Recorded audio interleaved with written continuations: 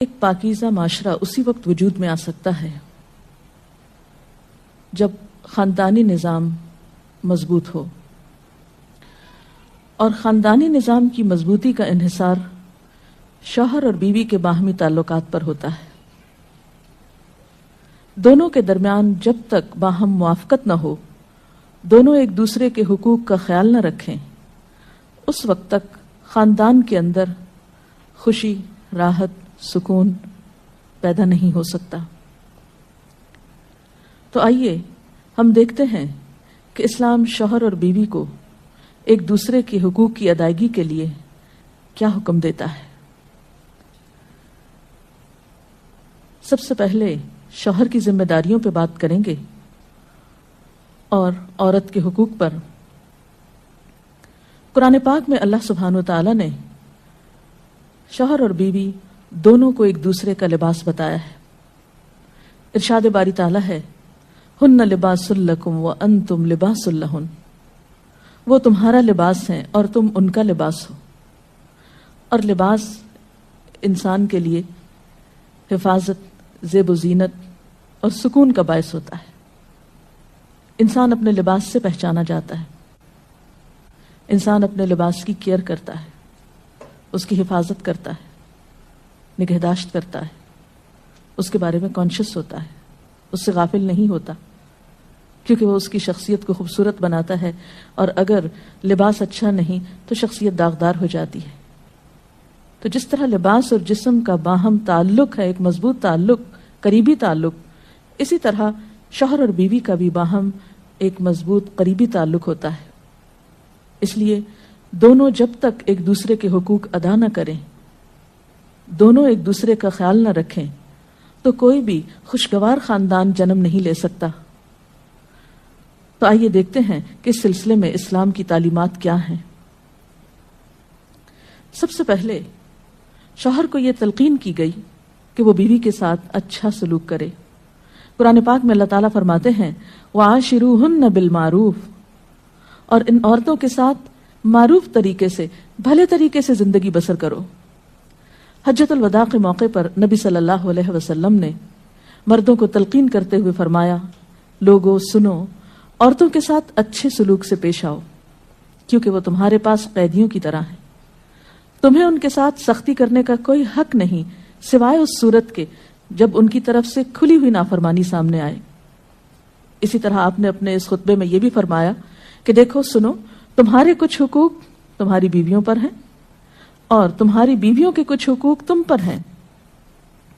تمہارا حق ان پر یہ ہے کہ وہ تمہارے بستروں کو ان لوگوں سے نہ روندوائیں جن کو تم ناپسند کرتے ہو، اور تمہارے گھروں میں ایسے لوگوں کو نہ آنے دیں جن کا آنا تمہیں ناگوار ہو، اور سنو، ان کا تم پر یہ حق ہے کہ تم انہیں اچھا کھلاؤ اور اچھا پہناؤ۔ اسی طرح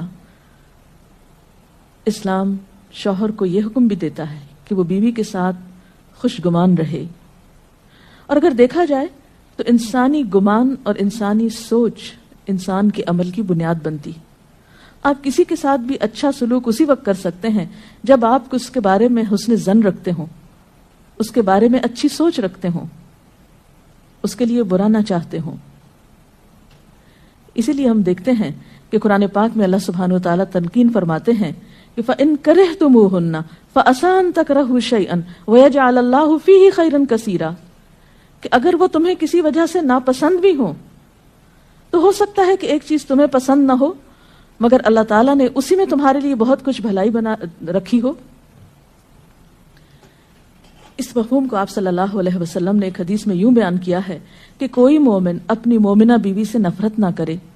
اگر بیوی کی کوئی عادت اس کو پسند نہیں تو ہو سکتا ہے کوئی دوسری خصلت اس کو پسند آ جائے۔ اسی طرح بیوی کے ساتھ عفو درگزر کی روش اختیار کرنے کا بھی حکم دیا گیا ہے، کیونکہ گھر میں 100 معاملات ایسے ہو سکتے ہیں جن میں دونوں کو ایک دوسرے سے اختلاف ہو، یا ایک دوسرے کی کوئی بات ناپسند ہو، یا ایک دوسرے کی طرف سے کچھ زیادتی ہو۔ تو ایسی صورت میں جب تک معاف کرنے کی روش پر عمل نہ کیا جائے بہتری نہیں ہو سکتی، کیونکہ انسان تو خطا کا پتلا ہے، غلطی تو اس سے ہوگی۔ اس لیے قرآن پاک میں خاص طور پر اہل ایمان کو حکم ہے یا ایھا الذین آمنوا ان من ازواجکم واولادکم عدوا لکم، اے لوگو جو ایمان لائے ہو، تمہاری بعض بیویاں اور اولاد تمہارے دشمن ہو سکتے ہیں، فاحذروہم، ان سے محتاط رہو، وَإِن تَعْفُوا وَتَصْفَحُوا وَتَغْفِرُوا فَإِنَّ اللَّهَ غَفُورٌ رَحِيمٌ، پھر اگر تم معاف کر دو، بخش دو، عفو درگزر سے کام لو، تو بے شک اللہ تعالیٰ بھی غفور الرحیم ہے۔ معاف کرنے کے لیے یہاں پر 3 الفاظ ایک جگہ پر استعمال ہوئے ہیں، تعفو، تصفحو، تغفرو۔ اس سے آپ اندازہ لگا سکتے ہیں کہ کس قدر تاکید ہے معاف کرنے کی، اور ایک اچھا گھرانہ معاف کیے بغیر ایک دوسرے کو وجود میں آ ہی نہیں سکتا۔ نبی صلی اللہ علیہ وسلم نے خاص طور پر عورت کے ساتھ اچھے سلوک کی تلقین کرتے ہوئے فرمایا، عورتوں کے ساتھ اچھا سلوک کرو، عورت پسلی سے پیدا کی گئی ہے، اور پسلیوں میں سب سے زیادہ اوپر کا حصہ ٹیڑھا ہے، اس کو سیدھا کرو گے تو ٹوٹ جائے گی، چھوڑ دو گے تو ٹیڑھی رہے گی، بس عورتوں کے ساتھ اچھا سلوک کرو۔ بعض اوقات یہ سمجھا جاتا ہے کہ اس میں شاید عورتوں کی توہین کی گئی، نہیں، اس میں عورت کی فطرت کو بتایا گیا ہے کہ اس کے اندر ایک خاص طرح کے جذبات اللہ تعالیٰ نے پیدا کیے ہیں۔ مرد عموماً زیادہ عقل سے کام لیتے ہیں جبکہ عورت جذبات سے کام لیتی ہے، تو مرد اپنی سوچ کے مطابق عورت سے معاملہ نہ کرے، بلکہ عورت کی پوزیشن کو دیکھتے ہوئے، اس کے جذبات کو دیکھتے ہوئے اس سے معاملہ کرے اور حسن سلوک کرے، تو خاندانی زندگی زیادہ خوشگوار ہو سکتی ہے۔ پھر اسی طرح بیوی کے ساتھ خوش اخلاقی کا برتاؤ کرنے کا حکم دیا گیا۔ آپ صلی اللہ علیہ وسلم نے فرمایا، کامل ایمان والے مومن وہ ہیں جو اپنے اخلاق میں سب سے اچھے ہیں، اور تم میں سب سے اچھے لوگ وہ ہیں جو اپنی بیویوں کے حق میں سب سے اچھے ہیں۔ ہمارے ہاں تو اس شخص کو زن مرید کہا جاتا ہے جو بیوی کے ساتھ اچھا سلوک کرتا ہو، حالانکہ اللہ کے رسول صلی اللہ علیہ وسلم کے نزدیک سب سے اچھا مومن وہ ہے جو بیوی کے حق میں خوش اخلاقی برتتا ہے۔ یعنی کسی انسان کی خوش اخلاقی کا ثبوت اس سے نہیں دیا جائے گا کہ وہ اپنے گھر سے باہر کس کے ساتھ کیسا ہے، بلکہ یہ دیکھا جائے گا کہ وہ گھر کے اندر کیسا سلوک کر رہا ہے اپنے قریب ترین انسان کے ساتھ۔ حضرت عائشہ رضی اللہ تعالی عنہا فرماتی ہیں کہ میں نبی صلی اللہ علیہ وسلم کے ہاں گڑیوں سے کھیلا کرتی تھی، میری سہیلیاں بھی میرے ساتھ کھیلتی، جب نبی صلی اللہ علیہ وسلم تشریف لاتے تو سب ادھر ادھر چھپ جاتی، آپ ڈھونڈ ڈھونڈ کر ایک ایک کو میرے پاس بھیجتے تاکہ وہ میرے ساتھ کھیلیں۔ اس سے آپ اندازہ لگا سکتے ہیں کہ آپ صلی اللہ علیہ وسلم کا اپنے ازواج مطہرات کے ساتھ کیسا سلوک تھا، کیسا معاملہ تھا، اور وہ ان کے جذبات کا کس قدر خیال رکھتے تھے۔ اسی طرح شوہر کی ذمہ داریوں میں سے یہ ذمہ داری بھی ہے کہ وہ بیوی کو خوش دلی سے نان نفقہ دے، اس کی ضروریات پوری کرے۔ اس سے نہ صرف یہ کہ دنیاوی اعتبار سے وہ اپنی ذمہ داری پوری کرے گا، بلکہ آخرت کے اعتبار سے بھی وہ بہترین اجر و ثواب کا مستحق ہوگا۔ نبی صلی اللہ علیہ وسلم نے فرمایا، ایک دینار وہ ہے جو تم نے اللہ کی راہ میں خرچ کیا، ایک وہ ہے جو تم نے کسی غلام کو آزاد کرنے میں خرچ کیا، ایک وہ ہے جو تم نے کسی فقیر کو صدقے میں دیا، اور ایک وہ ہے جو تم نے اپنے گھر والوں کو صدقے میں دیا، یعنی اپنی بیوی کو کھلایا، اس کی ضروریات پوری کرنے پہ لگایا۔ ان میں سب سے زیادہ اجر و ثواب اس دینار کے خرچ کرنے کا ہے جو تم نے اپنے گھر والوں پہ خرچ کیا۔ وہ لقمہ جو شوہر اپنی بیوی کو کھلاتا ہے وہ شوہر کے حق میں صدقہ لکھا جاتا ہے، یعنی فریضے کی ادائیگی تو اپنی جگہ، لیکن اس کا خرچ کرنا اس کے لیے باعث ثواب ہے اس مد میں۔ پھر اسی طرح بیوی بچوں کی دینی تعلیم و تربیت، یہ بھی شوہر کی ذمہ داری۔ قرآن پاک میں اللہ تعالیٰ فرماتے ہیں، یا ایھا الذین آمنوا قوا انفسکم واہلیکم نارا، اے لوگو جو ایمان لائے ہو، اپنے آپ کو اور اپنے گھر والوں کو آگ سے بچاؤ۔ قرآن پاک میں نبی صلی اللہ علیہ وسلم کے ذریعے امت کو حکم دیا گیا ہے، وَأْمُرْ أَهْلَكَ بِالصَّلَاةِ وَاصْطَبِرْ عَلَيْهَا، کہ اپنے گھر والوں کو نماز کا حکم دو اور خود بھی اس کی پابندی کرو۔ اسی طرح بیوی کے لیے بھی کچھ احکامات ہیں، بیوی کی بھی کچھ ذمہ داریاں ہیں جو اسے شوہر کے حق میں پوری کرنا ہے۔ پہلی ذمہ داری یہ کہ بیوی خوشی کے ساتھ شوہر کی اطاعت کرے۔ قرآن پاک میں نیک عورتوں کی صفت یہ بتائی گئی ہے، فَالصَّالِحَاتُ قَانِتَاتٌ، نیک عورتیں فرما بردار ہوتی ہیں، ایک طرف اللہ کی اطاعت گزار اور دوسری طرف شوہر کی اطاعت گزار۔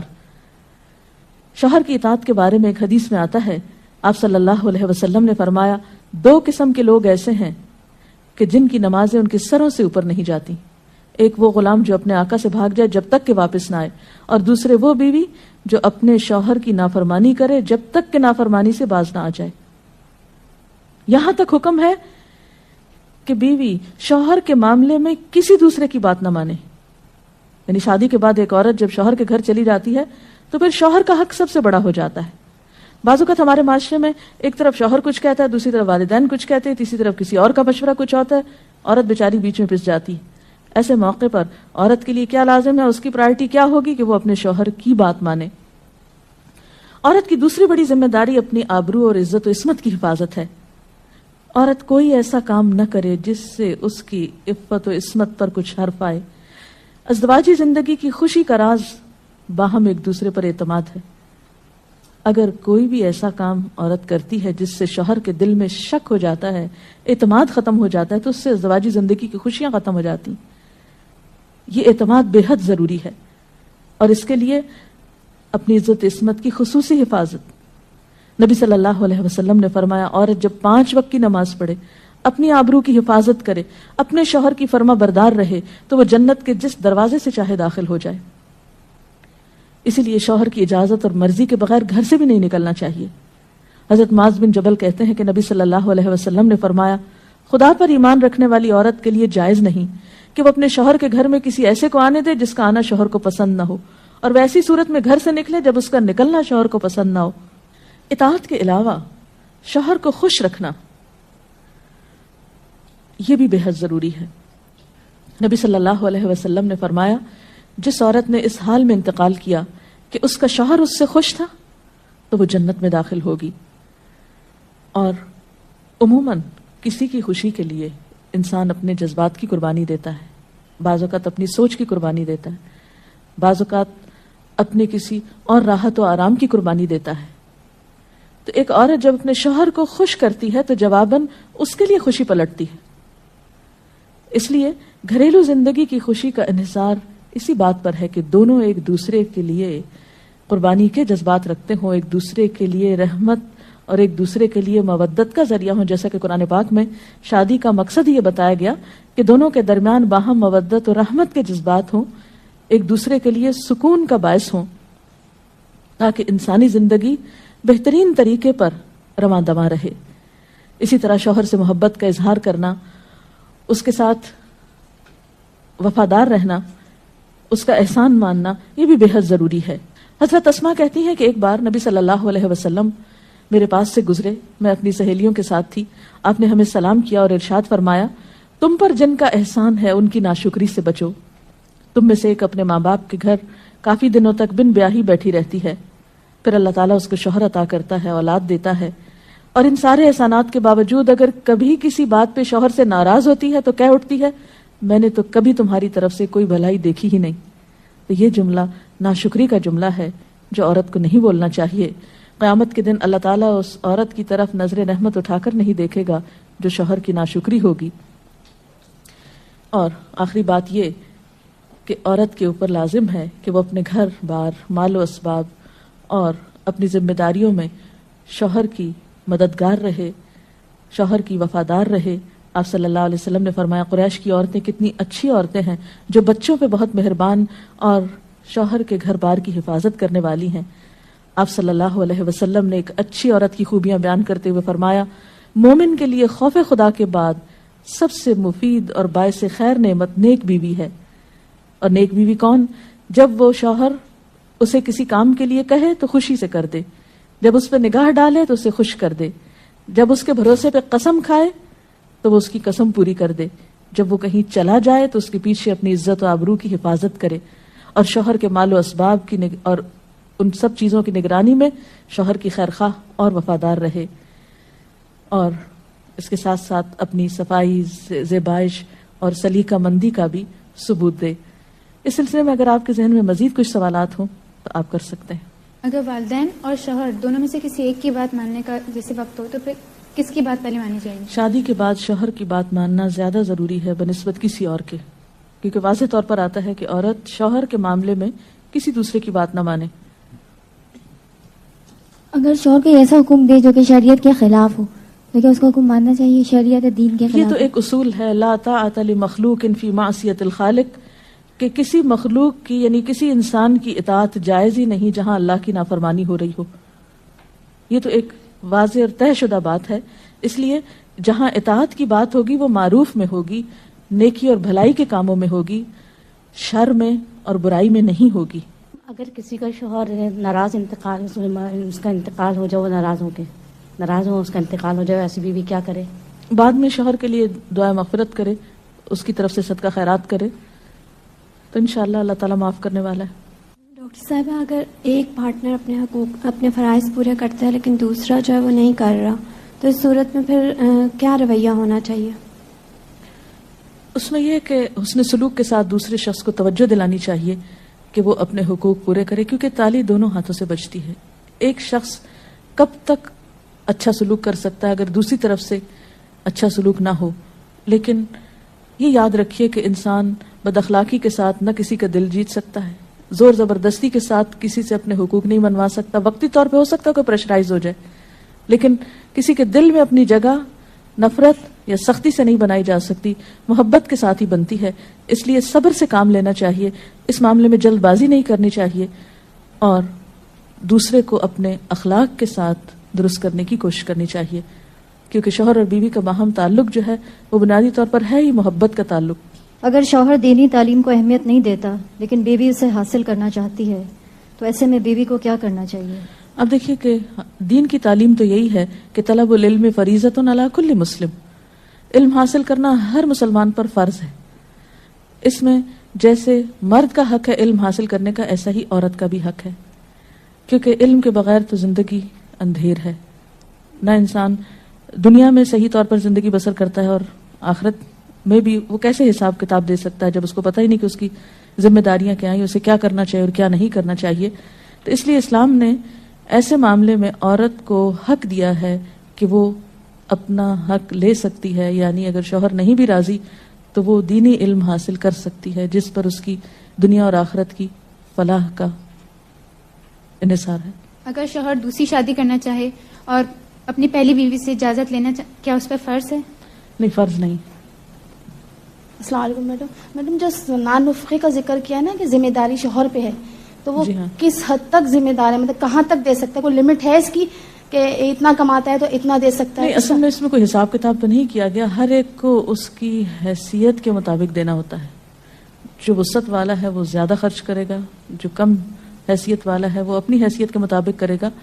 لیکن بنیادی ضروریات بیوی بچوں کی پورا کرنا شوہر کی ذمہ داری ہے، جس میں تعلیم، رہائش، خوراک، لباس، دوا، علاج، معالجہ، یہ سب شوہر کی ذمہ داری. ڈاکٹر صاحب، آپ نے کہا کہ یہ باہم اعتماد کا رشتہ ہے میاں بیوی کا. میاں تو بیوی پہ اعتماد کرتے ہیں، اگر بیوی کو اس پہ نہیں اعتماد ہے کہ وہ کچھ چھپاتا ہے یا کچھ نہیں بتاتا ہے، تو بیوی کو کہاں تک اجازت ہے کہ وہ اس بات کو قریدے، اس سے پوچھے؟ میرا خیال ہے کہ بعض اوقات معاملات قریدنے سے اور زیادہ خراب ہوتے ہیں، اور بعض اوقات انسان بلا وجہ کسی وہم کا شکار ہوتا ہے، شیطان وسوسے ڈالتا ہے اور انسان کو غمگین اور پریشان رکھتا ہے. تو اس میں یہ ہے کہ انسان کو تجسس کرنے سے منع کیا گیا ہے، کیونکہ اس سے حاصل کچھ نہیں ہوتا، اور انسان کے ظاہر پر ہی معاملہ کرنا چاہیے.